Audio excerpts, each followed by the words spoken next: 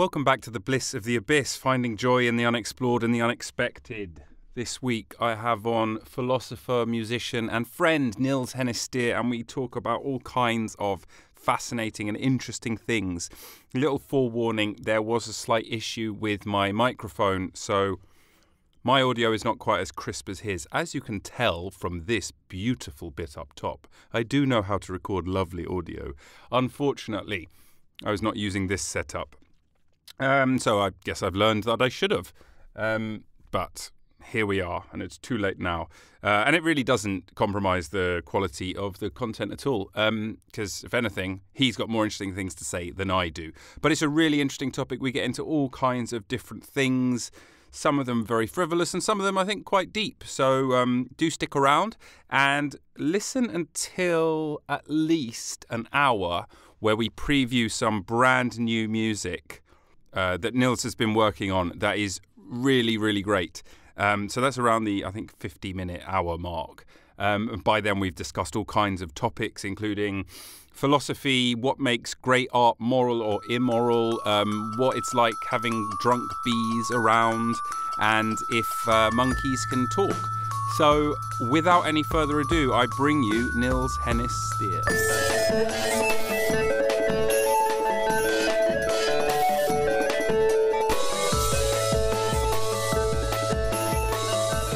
There is.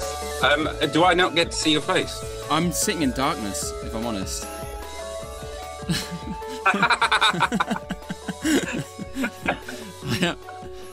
I know. So am I. It's fine. Literal darkness. Here you go. You'll see. Zoom would like to access your camera. Because look. Ah, there you are. I can see you just fine. Yeah, you're in the pillow fort. Exactly. I love it. Have you? Yeah, I've got mine behind me. It's just slightly bigger. A bit bigger, a bit more professional, you know. But yeah, we all do what we can, though. So, I mean, I just didn't want to have underwear hanging above my head when I did my job, I suppose. I actually have constructed something for hanging underwear above my head when I teach, you know, in meetings, presentations. It's a comfort thing. How you doing, man?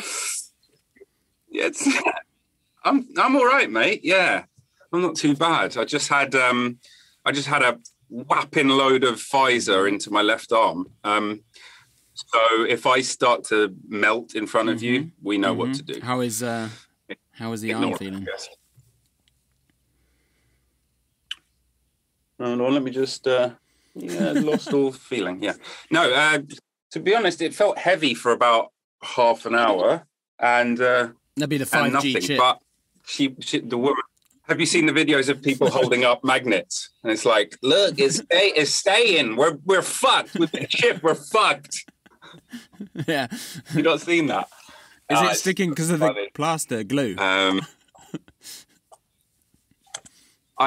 You know what? I don't know what what her trick is for how she's doing it, because it is staying there. You have to imagine it's because she's telling the truth, right? Who's her? Is this like a particularly viral video? This lady. This is a viral video. I think it's this one. This is the arm I got the Pfizer shot in. And there it is. Stick into my arm. That's where I got the shot. And here's the magnet on the arm. I didn't get the shot. You go figure it out. We're chipped. We're all fucked. We're chipped. We're all fucked.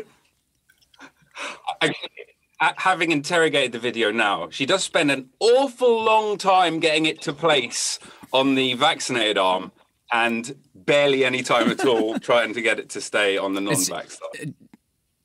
There seems to be some kind of bias. Does she just have a tacky arm? Is that the... like she just hasn't washed?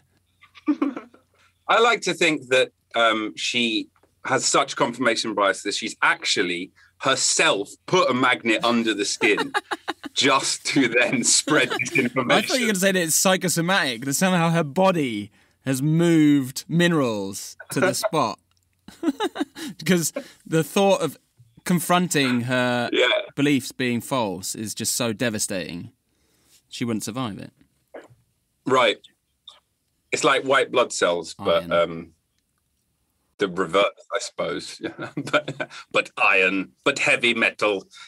Is it heavy metal? I don't think that matters. How are you, dude? I'm doing all right, yeah. You've had yours, haven't you? I had mine in February, I think. Yeah. Show off. So you're double. You're done.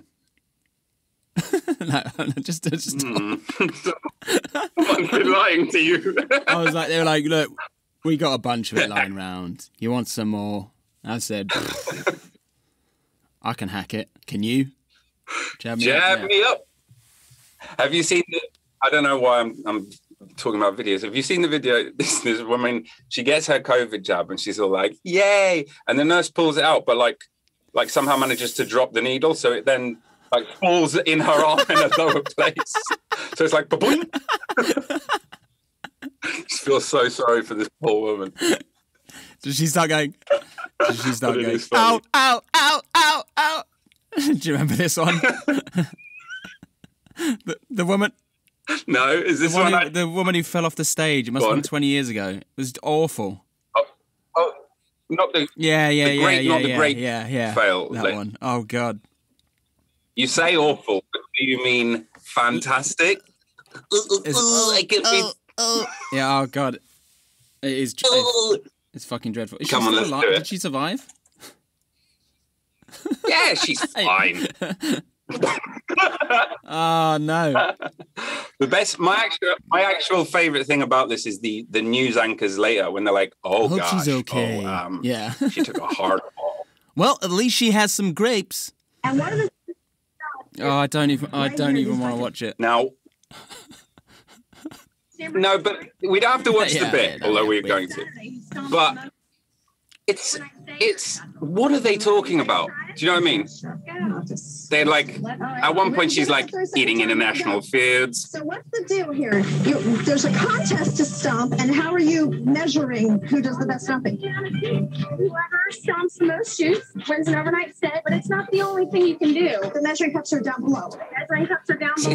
All right. Painfully boring. It's like a weird cross You win, you of get the news stage report and actually infomercial, isn't it? Come and spend the day listening to live music, eating international foods, having wine tours. But wait, there's more. Vineyard tours, crafts. Here we go. It's a lot of fun, a whole day. Stop. Oh, God. Oh. Ow, ow, ow, ow, stop. I can't breathe. No. Oh, dear. I think she's actually hurt. No, I think she is. Yeah, she's hurt. She took a hard fall off there.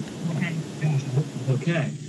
Okay. We're gonna move on because we don't care. As soon as we can. We'll be back right after this. Gee. Why is it funny though? It's horrible. That's a very good question. There are various theories, aren't there, on what makes something funny, and what one does that come under?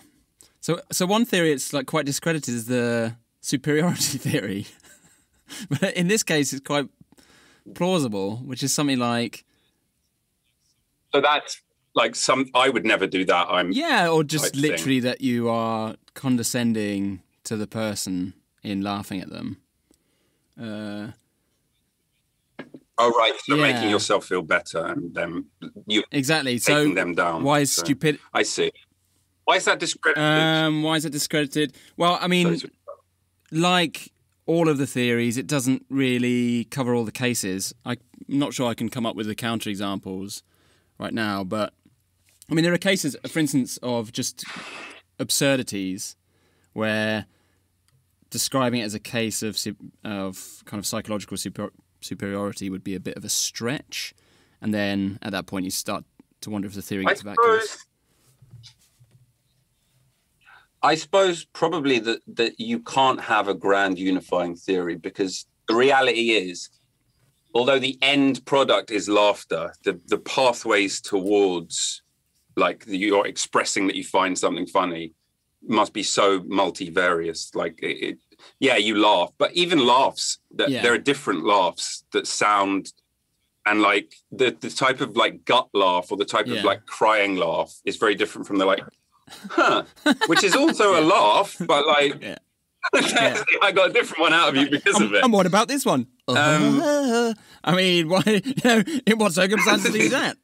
Do we do that one? Yeah. It's so. What are the other theories then? Is it like something to do with like chimps, like social animal theory? Oh, I don't know. I'm not familiar with that one. The other two are incongruity. That's glitch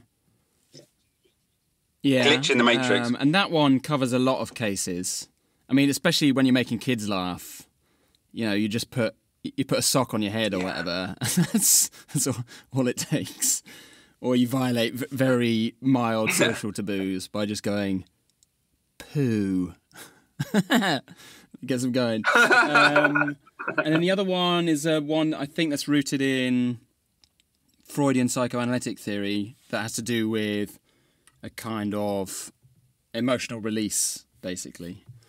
So I think you're probably right that there's a plurality of things that make us laugh. But that's consistent with there being a grand unifying theory, right? In the same way that, to take a silly example, when I'm cooking my beans, that's very different from when I'm sending a rocket into space. But it's all, in principle, explicable by the same unified theory of physics. Or take a different response, like a disgust response, right? So it might be that... we find very different kinds of things disgusting. Some of them might have to do with disease. Some of them might have to do with, for instance, moral failure. But there might be some single... Presumably there is some single unified mechanism, at least in our psychological economy, that explains it. Yeah, self-protective. But there's certainly no winning theory at this point. Yeah. What's your personal favourite? Testicle theory. Just anything that invokes balls. Yeah, it doesn't cover all the cases. Okay, I'll grant you that. But my God, does it cover a lot? And we have roundabout ways of explaining the counterexamples. So, but you know what? This actually brings me on to something that I wanted to talk to you about, and also congratulate you for being under contract with OUP for a book. Which I've just found out from researching a good friend on the internet instead of being told. No, congratulations. And it's called Beyond Moralism. And I guess you're going to aim to publish in 22, 23. Yes, is that right? That's the idea, yeah. So I'm starting a Go for it. So how... Sorry. I was just going to say I'm starting a postdoc in Hamburg in January, and then I'll be relieved of teaching duties, and then I will turn my attention to this full time. And at the moment, I've got a bunch of work that's commissioned that's directly relevant to the book. So even though I'm not currently working on it, I'm doing so in a kind of roundabout way. Because you're going to be able to repurpose the material. And not just repurpose the material, but also a lot of the research I'm having to do for these, if you like, side projects is the same. It's the same reading and analysis I'd have to do for the book. So yeah. And what's the book Advancing about? the testicular theory of humour.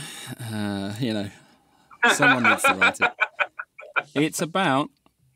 If I do not read the word testicular theory in this book when it's published, you are in big trouble, my friend. And go on. It's funny because the publisher yesterday said to me, if I read the words testicular theory in this book, you're going to be in big trouble, my friend. So it's a dilemma. It's a real dilemma.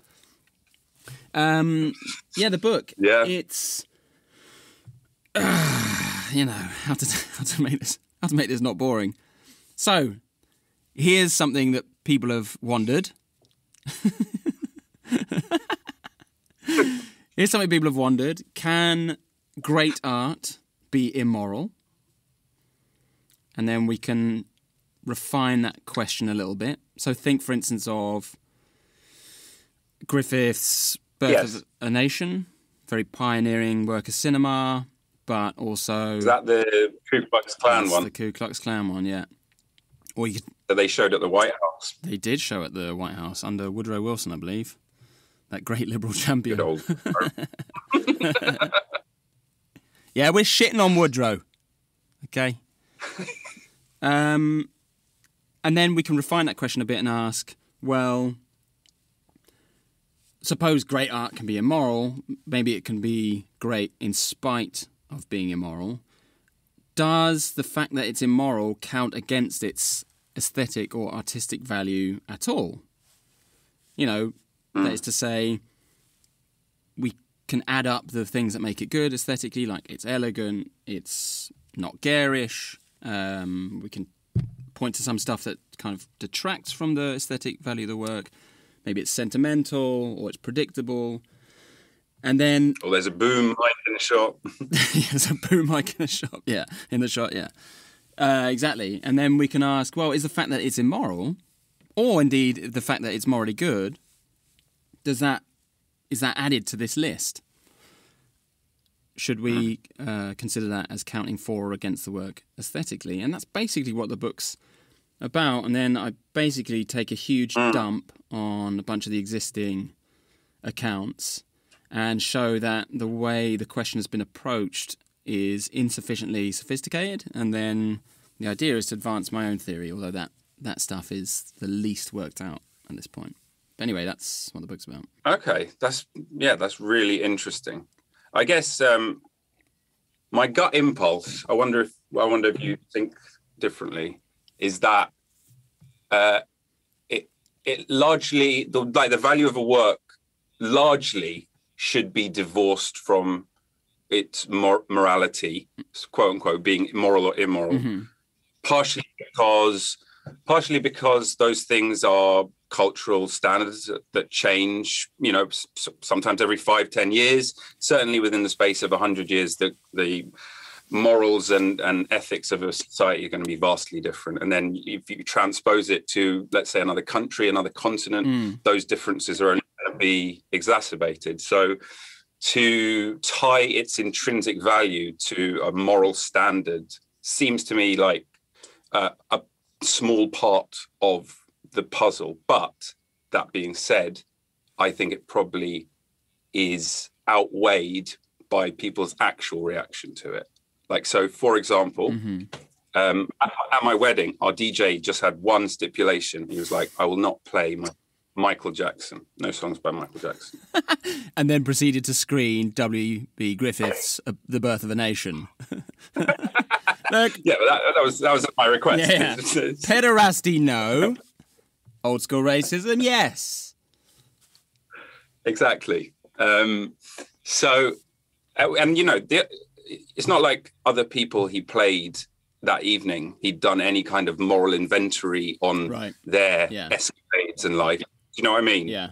And it was only also pretty much because it was in the zeitgeist, because that documentary had just come out, whatever it was called, Surviving Neverland, I believe. Yeah, that's right. So that seems like it really made a big impact to him. And I would argue that it does to a lot of people more than it should. What do you think? Yeah, so there's a lot there. Certainly that claim is true. And for that reason, I think we can't rely on the actual responses of audiences. We can't lean on it to a very great extent because artworks can be misconstrued. I mean, in the case of Michael Jackson, the objection is less to the work than it is to the author. And maybe there's a sense in which the work has been contaminated by the author. Although with Michael Jackson, in the case of all but maybe a very few of his songs, it's a bit of a stretch because the songs just have nothing to do with the kind of crimes he committed. I'm blanking right now, but there is a song where you read the lyrics and it's appalling. Yeah. What song am I thinking of? I know. Yeah. Is it Beat It? It's like it's not one of the. Oh no, I'm bad. Bad, right? I'm bad. Yeah, it's like in that song, he's just gone up to the microphone and he's saying, Look, I'm just going to be totally explicit right now. So there's no ambiguity. I'm bad. I'm really, really bad. And then somebody... It is astonishing how often people just have to admit their crimes. Yeah. Like they have to unburden them. And there was something that happened really recently that was exactly the same. It's like, they've been telling us all along that this is their thing. Yeah. But we just thought it was an analogy or they were being cool or edgy or something. It's like, no, that's just who they are. Yeah. It must be bizarre for that person to be like Louis C.K. or something, right? It's like, I enjoy jerking off in front of people. And everyone goes, ha, ha, ha, ha. Nice one, goes, Louis. I mean it. Like, I do. Yeah. And he just keeps getting invalidated for it. Yeah.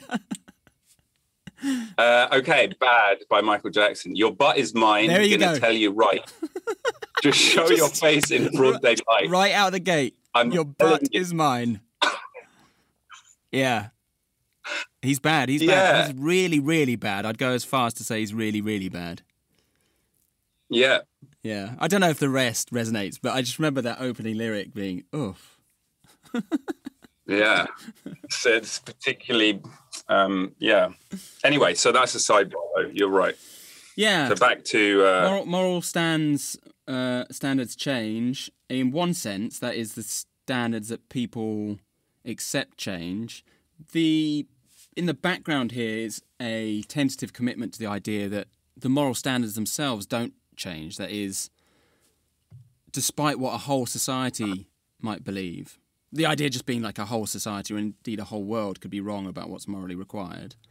And so the moral standards don't change in that regard, even if people's beliefs about the moral standards do change. So certain... Because there's an objective sort of list somewhere in the universe. Yeah, that and that might... and one can get quite sophisticated about that. So that might be an objective list that's rooted in... If you're Immanuel Kant, for instance, it'd be rooted in our rational nature. It might be something that's, speaking of grand unifying theories, that's distilled to a single entity in the universe, like pleasure, like the utilitarians believed. So it could be various things. But certainly the moral beliefs of different societies and across different continents change. And you're absolutely right that you wouldn't want to be assessing artworks based on the moral beliefs of some capriciously chosen society, because then it would be chaos. Although we should mention that someone who has this kind of worry that you've expressed, they also have to accept the fact that aesthetic values, in the sense of the things that people take to be valuable, those change too.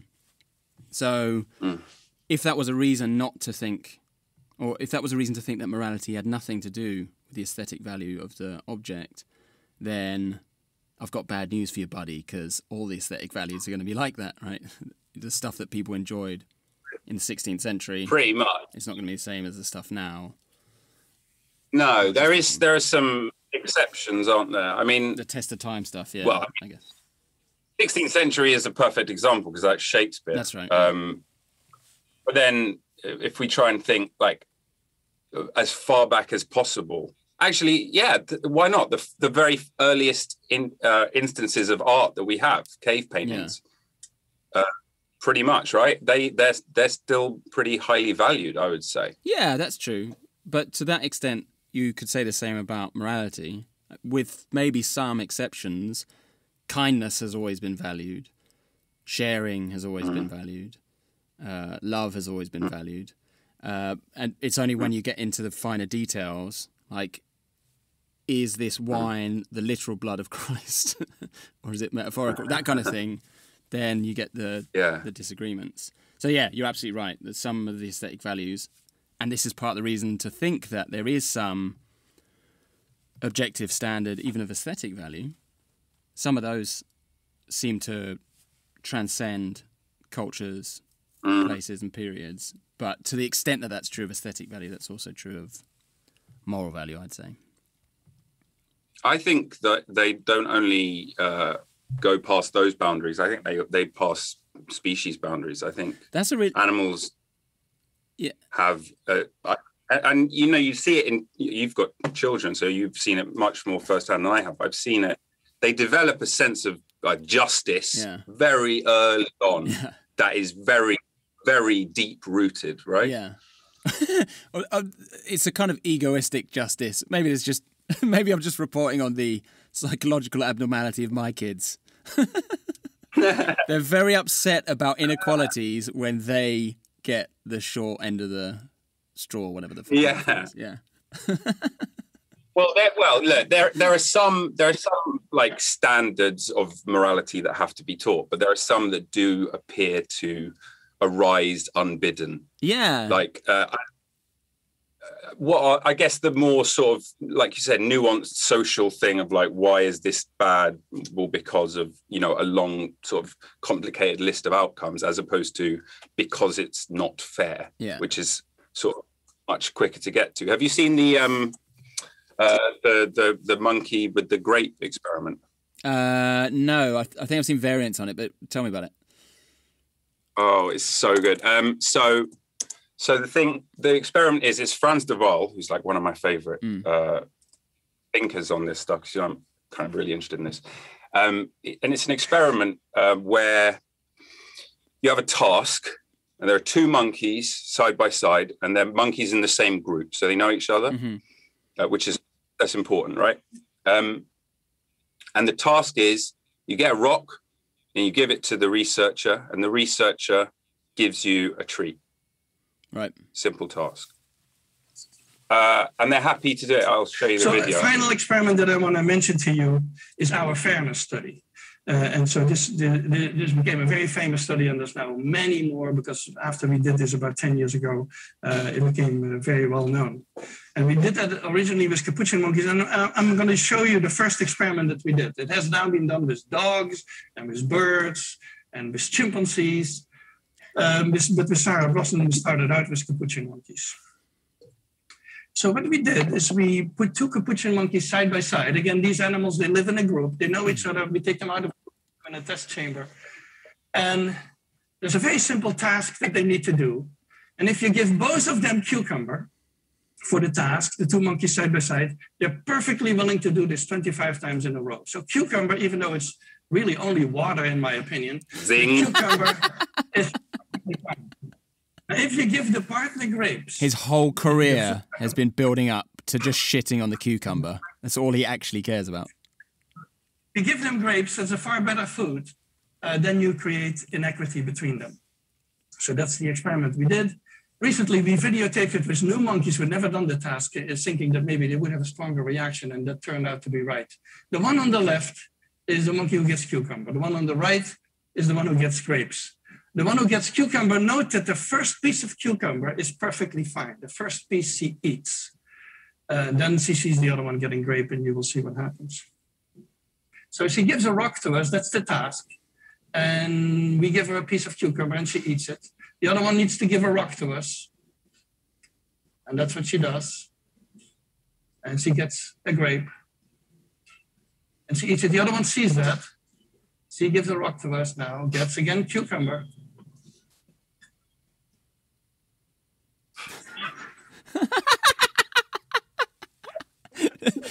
So for people who are only listening, this monkey picks up a bit of cucumber, has a kind of a sniff, does maybe a nibble, but basically then reaches through and chucks it directly at the researcher, and then starts shaking the bars in fury. Yeah. What? There's still a good bit, hold on.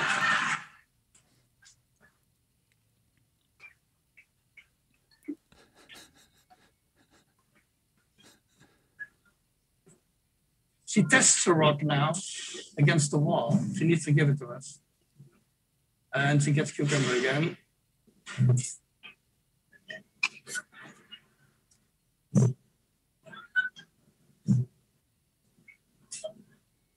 So this is basically the Wall Street protest that you see here. Isn't that great?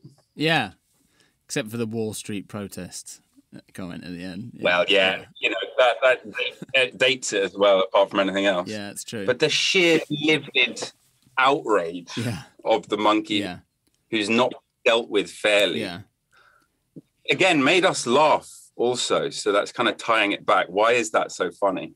Maybe it's because it seems almost human, that behavior, doesn't it? Yeah, there's a couple of incongruities there for sure, right? One is the behavior is so recognizable. For me, that behavior is so recognizable from my children in particular. They will absolutely... They won't just cut off their nose to spite their face. I mean, they will just cut off limbs. They would rather have nothing than receive the inferior thing. Which is, from a certain perspective, so irrational, but also so relatable. But yeah, there's that. Yeah. And then just the extent to which the monkey goes absolutely ape. No pun intended. Exactly. And I also love how chill the one getting grapes is. Yeah. Yeah. There's no thought of like, maybe I'll break a bit off for my buddy here. It's like, now I eat grapes. Yeah. Yeah, it's mad. Why were we talking about the monkeys? Yeah. I can't remember.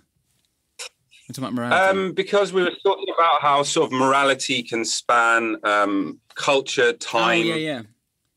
And I was saying even species. I think there's something very default about it. Maybe it doesn't go to all species, but like social animals. Yes.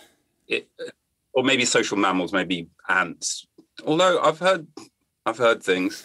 I've heard things. I'm on the dark web. Couple of ant whistleblowers. They've been, blowing the whistle. To be fair, I think it was bees this time, but there are similar things with ants, that bees can get drunk, and if they return to the hive drunk, the bouncer bees keep them out until they're sober and then allow back in. Is that right? Yeah. I'll be fine, mate. Hold on there. No, I'll be fine. No. You've had 3 too many. Come on. Once more round the block. On you go. Don't make me do it. Buzz off. Hey. Yeah. Yeah, so there's the stuff that's taught, there's the stuff that seems to be innate, and then there's the middle case where we just have dispositions that are very easy to cultivate. It's pretty fascinating, especially with child psychology, morality stuff. Yeah. So speaking of... Starts to come in. Speaking of immoral art, have you seen this? Have you heard about this? You seen this? I don't know if you saw that Oriel College recently decided not to remove the statue of Cecil Rhodes. I did. Yeah. Yes, that's right. So I started a GoFundMe campaign because the justification ostensibly was that they thought it was going to be too expensive and too protracted because of the legal difficulties of taking the statue down. The thought being it's a listed building. Yeah, no, it's an incredible obfuscation of their own. Such an it's just so obvious. Yeah, it's just yeah. So how can people get to this GoFundMe? Oh, that's a good question. Oh shit! I don't know. Yeah. Should I? It's still going. You've sent it to me, so I'll share the link. I'll put it in the description. Awesome. Do that. I love the fact that you've got £1 million that you're shooting for it. I thought, look, if they get £1 million, there's no way they can turn around and go, I don't think it's going to be enough. I think it's just not feasible. Yeah, but so I decided to launch this thing kind of as a way of trolling the college. You know, when you have a mate who really just doesn't want to come out, and so they say, "Oh, I'm a bit short on cash, so you guys enjoy the pub. I'll see you next week." And then you go, "No, I'll foot the bill."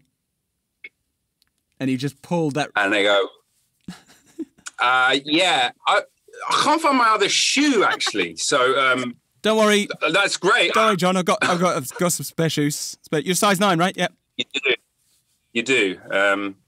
Ring, ring. Hello. Oh yeah. John, you're on the phone to me. Also, you just said ring, ring. I don't recall a telephone sounding like that. It's very strange. Oh, no. Oh, that's terrible. Sorry, mate. Work. You know how it is. Yeah. So you created it to troll them. I mean, it's pretty brilliant. Yeah. So that, you know, they really wouldn't have a leg to stand on, except the legal wranglings thing. But my thought is that either the campaign takes off, fairly unlikely, but could happen, and then, I mean, I just personally deliver the cash to them and embarrass them. Alternatively, if it doesn't quite take off, but we raise some money, and at the moment we're at just under £300, I think, then my thought is that it turns out you can apply for planning permission for someone else's property. So, wait. Put a pin in the story. We will come back to it. What did you just say?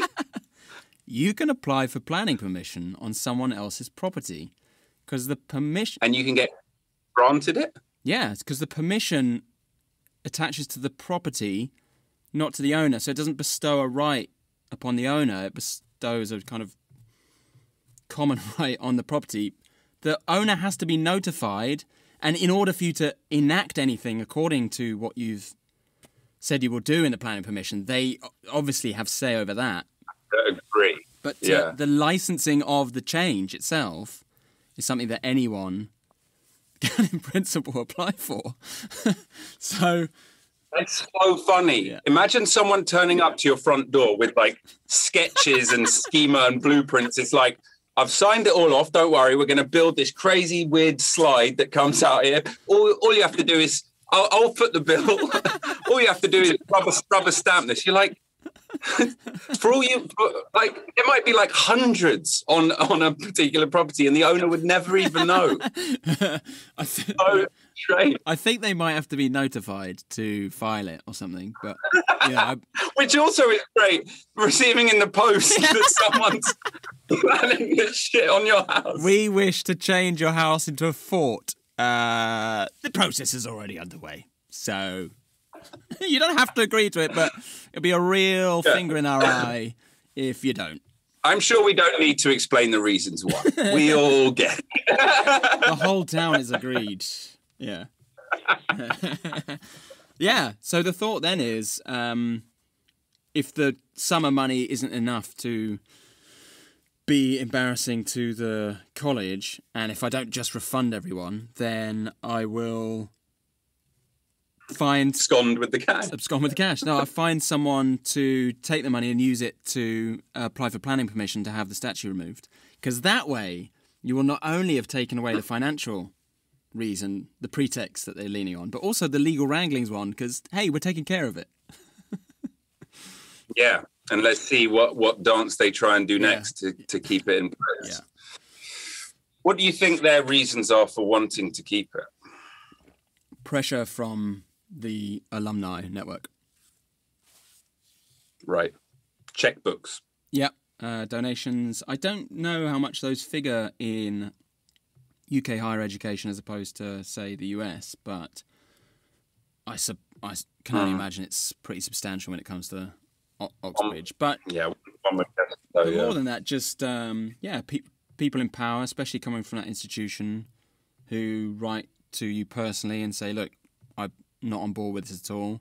You've had members of the Tory government, for instance, be quite outspoken about their opposition to removing the statue. So, yeah, I think I think they're torn between two different forms of cowardice. One is cowardice of the sort that's more familiar from the PR industry, to kind of collective popular pressure, and the other one is to donors or people of influence who unpredictably have taken a different line. One of the most interesting things about starting this, though, is the emails I got as a result of starting it. Because there were a couple of people who wrote somewhat predictably saying, I don't think this is a good idea. Not just the funding, but removing the statue. Oh, Katerina's here. Oh. And then...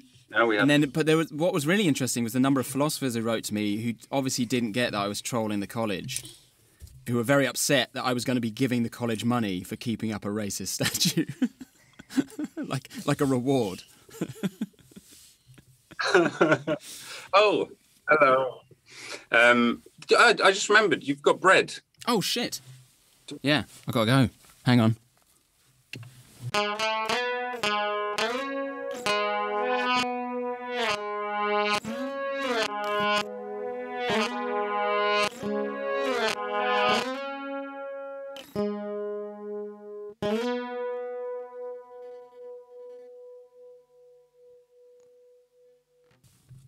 It's burned. It's not so burned that you can't eat it, but it's not ideal. But do you recall? With every bite, taste failure. Do you recall in our last year at Sheffield, me burning a pizza? I'm going to need more than that.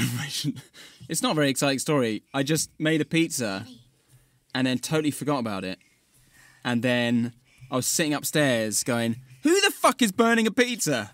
I went downstairs and this thing was just jet black. I was like, Blackened disc. I remember it. Oh, yeah. Wait, it's me. Yeah. I did the opposite. I don't know if you remember this. Same year, same house. I got into this routine because my insomnia was really bad for a while there. Of I'd stay up all night, and then with the sunrise, I would make a pizza. Oh, really? But it was always like just a frozen pizza. Of course. And after a while, you start to get bored. So I started to pimp up the pizza. Just add a slice of something here or there. And as these things tend to do over time, it escalated until I was double layering. So I'd have like some vegetables or meat slices, then another layer of cheese, and then another layer of toppings. So it was sort of almost like a sandwich with the top layer is cheese. And it reached its peak or nadir, so you decide, when one morning I took it out of the oven and the middle of it just completely fell through and I was just left with this sort of ring of crust.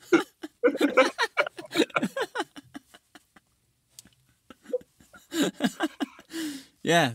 Different problems but related. Tesco Value Pizzas, I believe there were 69p at the time. Because that was a general house tradition, wasn't it? That we'd soup up. I mean, not to that extent.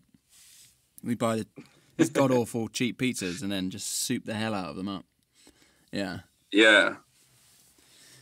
Good times. Funny. What are you doing baking bread, huh? It's not the first lockdown. Sorry. Anyway, I've started making pasta as well, which is incredibly easy and delicious. Incredibly easy? Very easy, yeah. I've made pasta. It takes a fucking age. What are you talking about? Yeah, I didn't say it wasn't time-consuming, but it is easy. Oh. Because the thing with it is that the margin of error for how much flour you add to the egg is enormous. So if you have quite a soft dough or if you have a really dry, hard dough, the pasta turns out just fine. So you really can't mess it up unless you totally underflour and everything starts sticking everywhere. But yeah, I nailed it on the first go. It was that easy, and I am not an expert chef. No. Are you having to make your own pasta because you live in a cultural vacuum that is Alabama? Zing! No, that's just yes. Yeah. How is it out there? How is Alabama? Good. Yeah, it's hard to tell because the whole time we've been here, it's been under COVID. So, but that excuse is wearing a bit thin because the Alabamians never took it that seriously, you know. I mean, they were happy to just shed some of their population, I think, and more or less go on as usual, with the exception of schools and hospitals and like who took it very seriously. So, yeah, you know, what's it like? The town we're in is Auburn, and it's a college town, which means you have a certain, at least low-level amount of activity here, mostly catered towards students. And there's some cultural stuff. There's an art museum that we're going to today, actually. And there's a music hall. A lot of that stuff has not been active during the pandemic. But then there's the thing that really bugs me about this place is that you're just not near anything. So one of the things I love about being, say, in the UK or in Germany is that you go, hey, there's this quaint little village 15 miles away. Let's go and check it out. And you can't really do that here. There's a town nearby called Opelika, which is genuinely quite nice, but that's really it. So if you and even that is sort of like 50, 60 miles kind of thing. no, Opelika is quite close. Right. So that's. But I take your point. Everything, yeah, that's my experience. Even of being in New York is just things are just much further away. Yeah. The next thing is it's just always a bit longer to get to. Yeah. So and you imagine that, but multiplied manyfold, then. Yeah, what it's like in Alabama, which is in a way a bit weird because I think of us as being far enough east that you'd have thought by now the population density would have meant it would be different, at least different from, say, the west of the country where there really is just enormous patches of space. But it's really not that different. There really is a lot of room here still. Yeah. Which is good and bad. The natural stuff around is in parts quite exceptional. So there's a couple of waterfalls just outside the town, and there's a state park where one of the waterfalls is, and those are just glorious. And in the peak of the summer in July, when it gets really humid, you can go walk down the river. And it's a bit like being in a spa because the air is so warm outside that it's never. And the water's so warm, it's never the case that the cold of the water is biting or anything. It's just constantly really, really pleasant running water. And so that kind of stuff is great. But yeah, Alabama. And then sometimes you get out of town. So actually, when we were driving to one waterfall, which is a bit further away, we traversed a lot more of the rural areas of the state.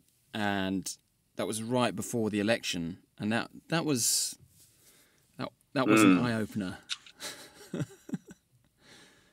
People not shy about expressing political affiliation, should we put it that way. And just the total one-sidedness of it was spectacular. I mean, I wasn't imagining that you would see much in the way of support for Biden, but I think there was literally one Biden sign and just hundreds of Trump signs. A brave soul. Yeah, brave soul. No longer with us, I'm assuming. Yeah. So that was really interesting. Yeah. Because of course we all know it, but then there's knowing and then there's seeing, isn't there? Yeah. You've probably lived in more places than anyone I know, if I think about it. Yeah. Well, it is a very large number of places that you've lived. It's like think of most people's checklists. What are there, 3 or 4? I mean, if that. Yeah. Like, what would the mean average of people be? I think it would be under 3, probably. Yeah, if we're talking globally, probably just over 1. Yeah. Do you know what I mean? Yeah. A lot of people, you're born, you live, you die, you're kind of in the same spot. Yeah. But then you not only nationally but internationally, you've been to multiple places and called them home. Yeah. No, it's true. I mean, part of that is a product of an extremely inhospitable academic job market, which means that if you wanna fake it till you make it, you gotta go where the jobs are, and that's really a blessing and a curse. I do think if you were just unattached, you didn't have kids or even a partner in tow, then as sad and empty as your life might be, it would be an incredible profession to be in because you really can just take up gigs all over the world. I mean, I just saw a job advertised in Kazakhstan, and I feel like if I was just single, had no children, I'd be like, you know what, fuck it, let's check out Straight Kazakhstan, on, yeah, and then they'd probably never come back. But you know, let's see if the rumours are true. All that they're great true. press. They're all true. And then you're going to be moving to Hamburg in 2022, is that right? Yes. Yeah. Which will be an incredibly different experience than Alabama. And you've lived in Oklahoma, Michigan, Southampton, Sheffield, London. I mean, the list actually goes on. It's Mexico City, yeah. Valencia. Oh, Mexico. Yeah. I feel like Valencia. Yeah. I think I've probably missed some places. What's your favourite? Must be exciting to be moving to Germany though, because is that your first or second tongue? I don't know. You're fluent. Is my point. Yeah. So I grew up bilingually. Yeah. So it's, I guess, both. It's a funny one going to Hamburg actually, Rob, because for me, I left Germany just before I turned 8, and it does feel a little bit like unfinished business in a strange way. Obviously, I've been back, but yeah. There's, you know, when you meet Gibraltarians or whatever, and they're the most British people, or Falkland Islanders. And they're just way more committed to the national cause than anyone on the mainland sensibly could be. It's something like the percentage of them who voted for Brexit is like the highest proportion. Yeah, 101%. It's like, that's not even mathematically possible. We did it for Blighty. Yeah, you're going to be You're going to be evicted now. What? So, but I can totally relate to it, or at least relate to it in part, because there's something about having a place form an important part of your identity and being taken away from that place that is just quite formative. And I do sometimes wonder if it's, maybe trauma isn't quite the right word, but whether there is a certain kind of trauma with that process, one that I'm about to subject my children to, I should add. They'll forever be attached to Alabama. Well, they might be. Yeah, I think they're. And I think they will be in a way. And I think I don't know if trauma is the right word, but I think there's definitely something there that is, and it's, if not trauma, it's trauma adjacent. Especially, you especially have that with it's a particular challenge with kids in school as well, isn't it? And often you hear people talk about formative experiences and having to move young. So it's obviously a thing. So, in a way, what a great opportunity to come full circle. Sorry, carry on. Do you have a similar thing, being Jewish in a secular world? I mean, not religiously Jewish, but having to navigate or negotiate between different kinds of identity? Yeah, definitely. Yeah. There's a way in which I don't know if fortunate is the right word, but I get more of a pass because literally because I'm white passing, they call it. Yeah. So it's an identity that you can sometimes choose to conceal or not divulge is probably a better way of putting it. Like a costume. Like a costume.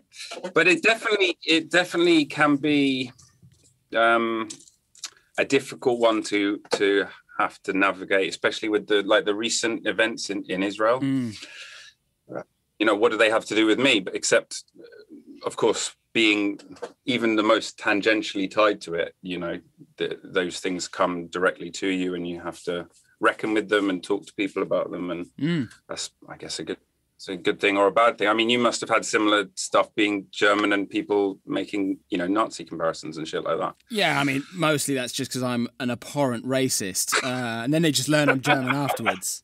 But, yeah, definitely. My favourite line when I was a kid, if we understand racism in the broad sense that includes xenophobia, of course, was a kid coming up to me going, "I hate Germans. They're racists."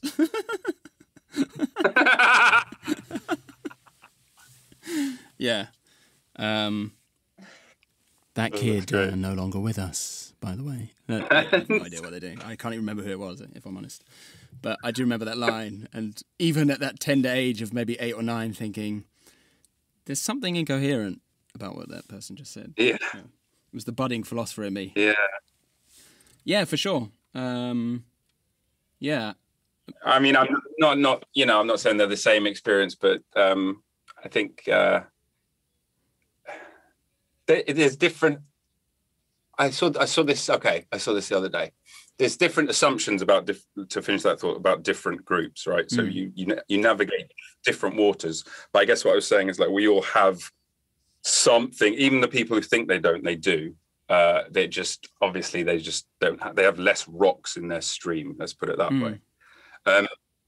I saw something the other day about people being asked to estimate how many Jews there are in the world, and the guesses that people have are like 99% of them are just way above what the actual amount is. Yeah, and people like theorizing about like why is that? Oh, can I guess? Can I guess? What the total number? Do you know the total number? I do, but let me get the exact. I know what it's rounded to, but you can guess. So what counts as a Jew here? Like someone? Yeah, I know. But how is it being operationalized in the questionnaire? That's a good question, and I think probably the answer might take quite a long time, but let's hope it doesn't. Let's see. Those identifying as Jews above all else. Is what is the criteria. Above all else. Above all else. Yeah. If you had to tick one box, what you are the most. They've ticked. Obviously, they didn't intend it that way. That's quite strong, isn't it? Like above human being, above spatiotemporally extended thing. Jew first. Yeah. So, what's your guess? I'd guess worldwide. Well, populate. And I've kind of primed it by saying most people overestimate. Yeah. So you've got a bit of a leg up. That was my hunch, though. So what population of Israel is about 9 million, I'd guess. And then you can have large parts of diaspora in the US, mostly in the northeast, I'm guessing. Not wrong, people. He's not wrong. And then probably, I was going to say sporadically around the Middle East, but maybe for reasons that might be obvious, that's not actually the case. I don't know, like maybe 35 million? You're about double. It's 14.7. Wow. Or 0.2% of the population. So rounded down to 0.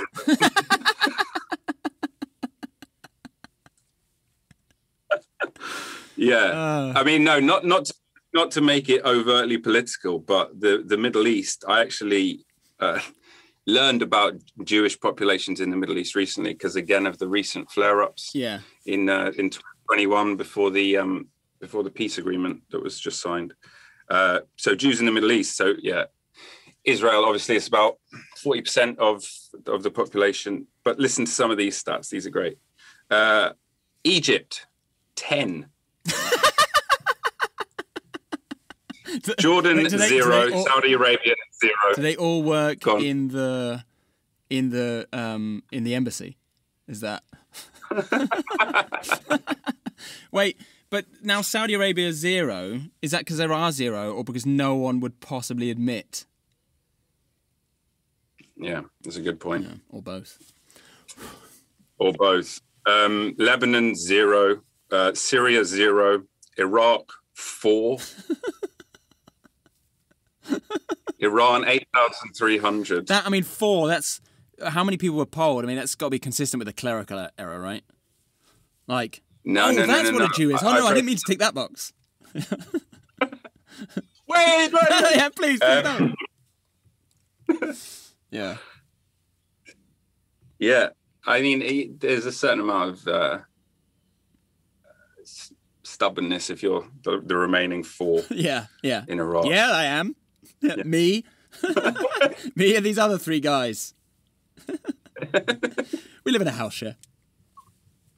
It's pretty hostile here, so yeah. Okay, so around 17, is it right? 17 million ish total. 14.7. Okay. Yeah. 14.7. I love how he said rounded down 0. I just imagine Hitler's eyes opening in his grave to be like, "We did it!" It's like, well, no. Yes! Yeah. We were rounding down.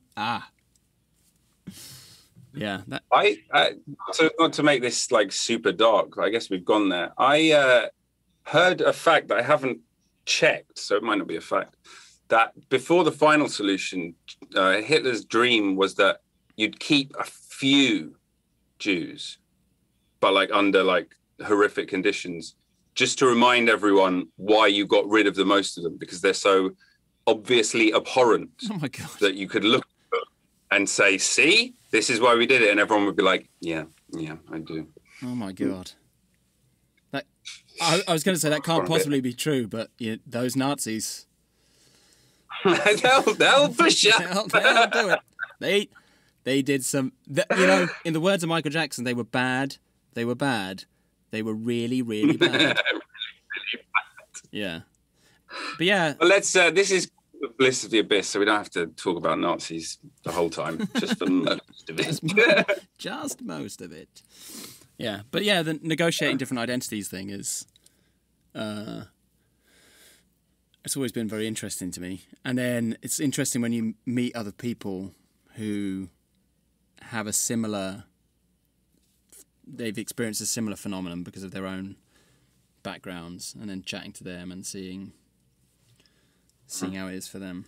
But yeah, but I'm really keen, for reasons related to all that, to get my kids to learn German.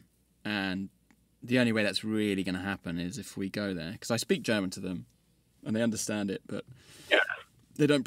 I've heard them speak it as well, but they don't produce it organically. Okay. Yeah, I mean, very occasionally, or they'll pepper in some words, or they'll parrot a phrase back that I've just used in German because they can't be asked to work out what it'd be in English or whatever. But yeah, so but immersion is key. How much has phone picked up? Has she got any? From all the shouting? A lot, yeah. Her angry German is very. She's proficient at this point. She's actually teaching at the local university now. Angry German 101, which turns out is mostly overlaps with German 101. Yeah. 102, 102.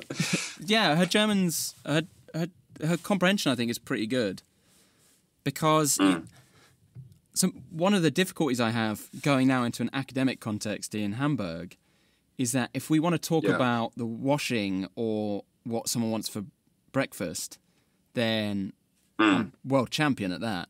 But if we want to talk about transcendental arguments in Kant, I just don't have the vocab, But that's going to be tough. But a corollary of that is that for those kinds of more prosaic, humdrum ways of talking, I think Phone's comprehension must be pretty good by now, and even probably the grasp of some of the elementary grammar, because she does hear me speak it all the time. And I don't know if you know this about Phone, but she studied Spanish literature as well, so her theoretical grasp of how the language works, and she taught English. So yeah, her theoretical grasp is pretty good. So that's to say, her mind's already keyed in to where the stuff has to slot in, Yeah. It's interesting because I've got a TEFL, right? And I've taught language and stuff. So I know the way that language is structured. It might not seem that way. I'm shit at learning foreign languages. I don't know what it is. Like I have those things that you just said about Phone. Like I was teaching someone about the fucking subjunctive mood the other day. Like, it's like I get it, but then when it's transferred into my brain just doesn't retain the grammatical structure. I can learn vocabulary, and then I sort of spit words at you that has like it sounds the way like Russians speak English, right? Because in Russian, all Russians, they don't have those like. But they don't have. I don't believe they have prepositions or articles.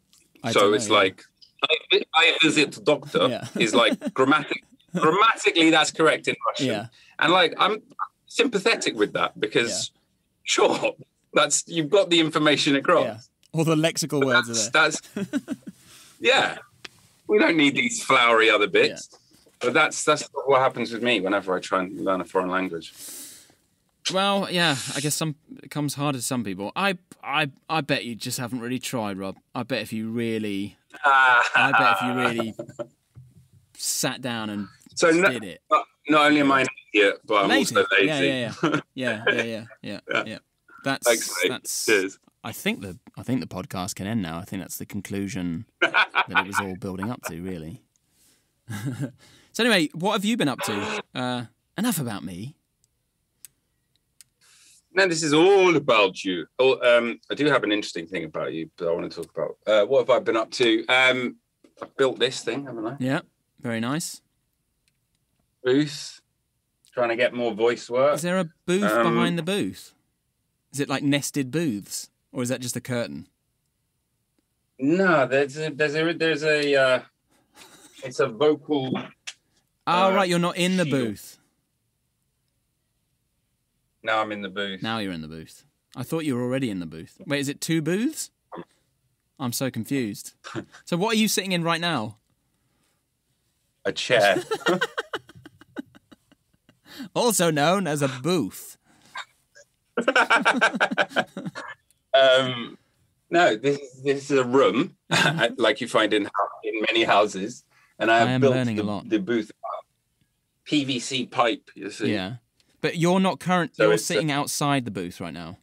I'm sitting outside the booth. Right. The booth is hot and only designed for specific purposes. I see. You know, chatting to voice acting pros, we know this. These amateur philosopher types who come along, they can't possibly know. Yeah, it's cool. How long did it take you to build that? Longer than it should because I got it wrong first. Everything was on the floor. This can't be right. Like any endeavour, as soon as I begin it, I do want to end it immediately. So, like language learning. Like language learning. So I'm sawing this PVC pipe, and immediately I think, fuck everything. I'll just lie on a heap, put the blanket on top of me, and that's fine. I'm done. I suppose it's just like ennui. So, in answer to your question, I'm doing terribly. Maybe the COVID's hitting. Feel a bit weird. Yeah. Oh God. I'm all right. Have you ever done an image search of your name? Yeah, for sure. Can you explain some of these results to me? Okay. It's all phalluses. So here we go. We start off with a few sort of, here I am, this is my face. Yeah. Here's me at work. Here's some of the work I've done, sort of thing. Yeah. That's what you might expect. It quite quickly devolves into some very strange directions. For example, this man lying in Tiananmen Square. It's not Tiananmen Square. You know, oh no, the Khufu School of Shaolin Kung Fu, I suppose it is. Yeah, I killed him with a very powerful blow to the solar plexus, and I just wanted to celebrate it. So that photo is part of a series that was made by a photographer that I reviewed a few years ago for the British Journal of Photography. I'm struggling to remember her name now. It's like Amina. I just click the link, you'll see it. It's like Amina Rocha or something like that. I can't remember. Oh, and you were part of the. This might just show me the picture. Your. How was it? Amina Roji, perhaps? Roji, yeah, or... that sounds right. Yeah. Roji. Yeah, pretty cool photos. Yeah, they are. Yeah. So she travelled to China and took photos, evidently. And yeah, they asked me to write a review. I wrote to give a hot take. I didn't have. I'm not sure there's any hot takes in there, but it was a very positive review. Okay. Good. All right. What about this stand-up comedian? I have no idea why. My guess would be there was a conference a few years ago about philosophy and stand-up comedy that I had nothing to do with, but I just want it on the record. I had nothing to do with it. That train wreck does not have my name. I mean, I'm bad. I'm really, really bad, but not that bad. And I suspect that some of the people who organised it are like 2 Kevin Bacon steps removed from me or something. Or maybe just one. But that's only a guess. Okay, what else is weird? What else is weird? Well, there's Ludo, but I know the connection there. We all know that connection. King Ludo. It gets weirder the further you go along, as you can imagine. Is it Dungeons and Dragons fiery dragon face there? Yeah. Yeah. Then just sort of other men who just quite clearly aren't. Yeah. How else I'd characterize the algorithm's just gone. Nils Stear, sounds Scando. Pasty white man. Boop. Some of these are former colleagues. And yeah, so some must be like former students, former colleagues, something like that, right? There's sort of a few, and then where's my favourite? That one's pretty good. Who are these people? I like this guy because he looks very uncomfortable. Click on it. I think that's Jason Leddington. I'm sure he's a lovely man. Oh no, he looks less uncomfortable when you have it there. Here he looks very uncomfortable. When it gets bigger, it looks. He's like that in real life, you know. When he's in the distance, he just looks very uncomfortable. As you approach him, he really eases into himself. This was my favourite, but I think now I understand the context of it. Yeah, it's the same. It's the same photographer. This is from this. Yeah, from the same. And the best picture, I think. Group. It's a remarkable photo. Your listeners will really appreciate this part where we're talking about this wonderful picture. I mean, just the angles, the triangular forms. Oh. It's just compositionally very nice, you know.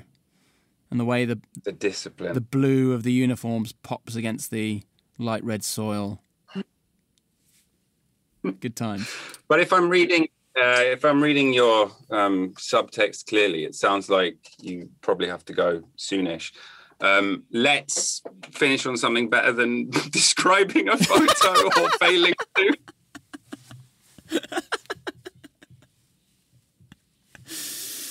Purposely not describing a photo. Okay. What should we do? I'm writing a song for my brother's 40th birthday. Yeah. This is good. Okay. Yeah, great. How far have you got? Pretty far, but it's still, you know, it's drafts, bits and pieces. So, as you know, Rob, you very kindly gave me Cubase, and I thought, I ain't got time for this. I'm a busy man. But it turns out I was drawn back into it. And then I didn't know what to get my brother for his 40th, so I thought, I'm going to make him a piece of music. And so it's like a banging 160 BPM 80s revivalist pop smash hit. That's what, aka sort of 99 Red Balloons type thing. Is that what we're... Yeah. What territory? Yeah. But more... Yeah, a bit more digital than that. Because if you recall, 99 Red Balloons, it's got heavy synths, but it's still the band on their old school instruments. Right. Yeah. But exactly. That's you've got it.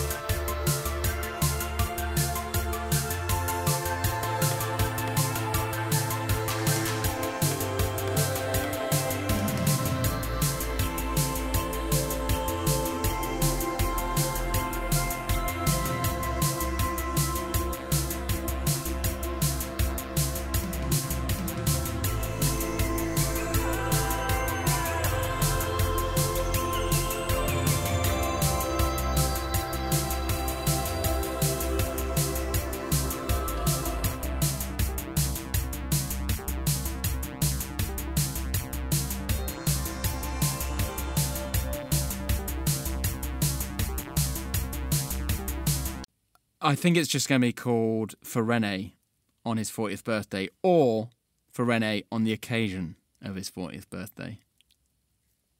Yeah, that's pretty good. That's pretty good. A classic feel to it. My brother's name is Rene, by the way. I mean, that would be weird if his name was like Harold. You know, here you go, Rene. I'm Harold, whatever. I wrote this for someone else, but happy birthday. Happy birthday, anyway, mate. Here you go. I don't know what you're singing about. Are you going to give it? Sorry. Are you going to give it to him in the form of a non-fungible token? Yeah, that seems like a faff, doesn't it? That seems like a faff. So the answer to that is no. These are fascinating, though, right? This seems like the kind of thing that you would have spent a whole evening reading about, Rob. So tell me about NFTs. Yeah. They're environmentally quite damaging, which is an annoying thing to start off with. Does it require a lot of server space, or? Yeah, because it's all blockchain, and anything using blockchain requires an incredible amount of computational space, right. And so generates a lot of CO2. Just because of how it's encrypted and decrypted, or what's the? Yeah, so you mine for bitcoins, right? Which is an increasingly hard thing to do. So the fewer bitcoins there are, the longer it takes. So the more processing power is needed. Right. It's a similar thing with any crypto. Right. Different parameters for different cryptos, but yeah, NFTs suffer from the same thing. Well, the most heartwarming thing I've learned about them is you remember Charlie Bit My Finger? Yes. That just sold for the video, the YouTube sensation from however many years ago. It's just sold for like £750,000. That family just get 750 grand for nothing for a video that was already just out there and viral and everyone already knew. They know the deal is you get 200 quid, you send it into Matthew or whatever his name was. That's it. $750,000. For what was that You've show? Been framed? Is it You've Been Framed? You've Been Framed. Yeah, I think it's You've Been Framed, or it's camera in the States. Yeah, bloopers. It'd be amazing if this story took a twist. And it's like, no, the $750,000 was from You've Been Framed. The rates have gone up enormously. There's real cash to be made. It's a very, very competitive market. There. TikTok really sent them for a spin, and okay,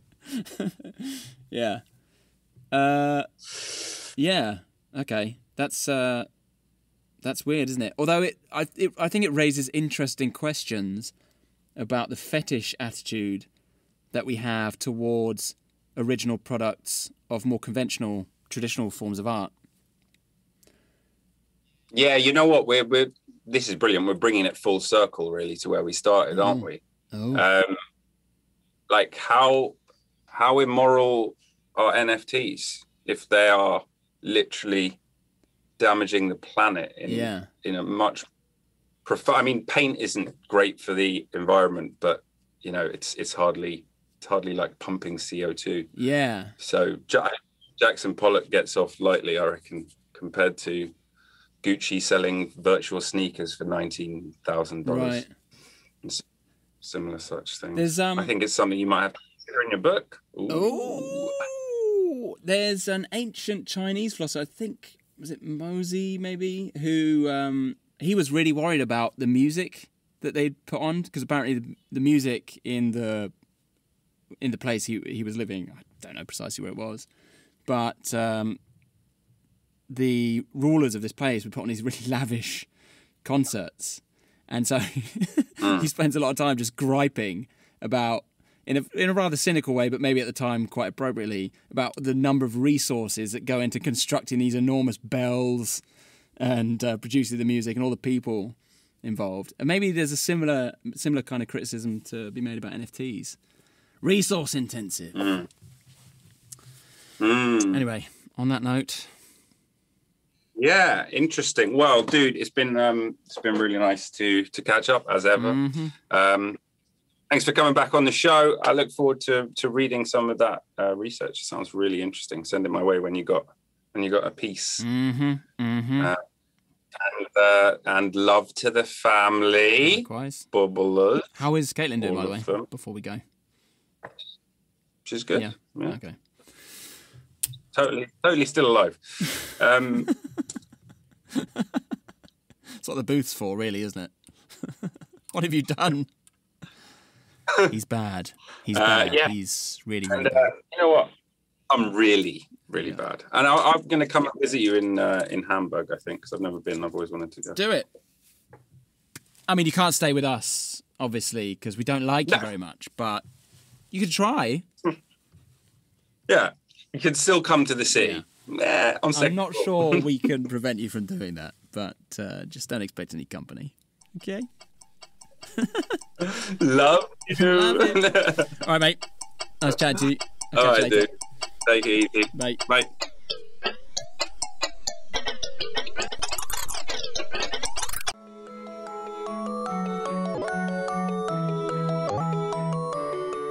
Thanks for listening to the show. If you've enjoyed it, please give us 5 stars and consider becoming a subscriber and maybe even supporting us on Patreon. Really helps me continue making this show. If you haven't enjoyed it, then you can fuck off. Many thanks to Nils-Hennes Stear for the amazing music and to Dave Fox for the cool artwork. Please keep coming back every week for more Bliss of the Abyss.